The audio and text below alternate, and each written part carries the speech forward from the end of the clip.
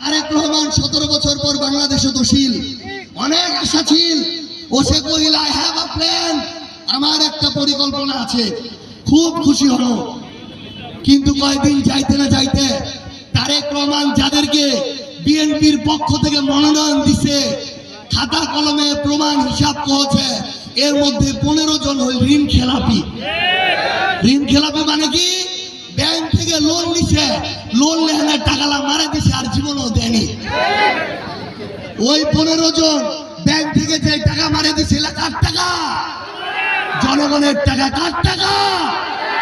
ভয়ঙ্কর কথা হল, ওই 15 জন মিলে ব্যাংক থেকে জনগণের 6000 কোটি টাকা লুটপাট করছে।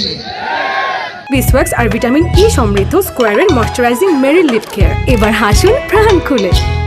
আমরা তারেক রহমানের কাছে জানতে চাই, জনাব তারেক রহমান, আপনার পরিকল্পনা কি?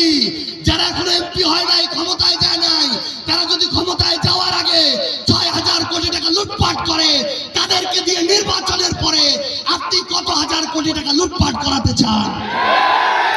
এই উত্তর আমাদেরকে দেয়া লাগবে।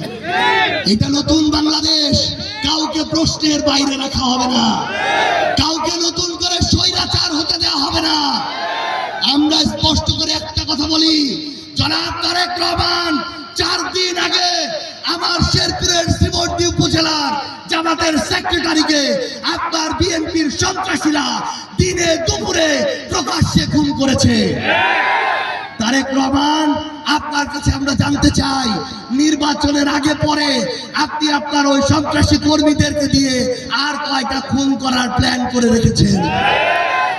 আমরা স্পষ্ট করে একটা কথা বলি, এই বিগত 1.5 বছরে তোমরা তোমার কামড়া কামড়িতে, বিএনপি নিজেদের কামড়া কামড়িতে 200 জনকে মারে ফেলাইছে, নিজেদের কর্মীরা।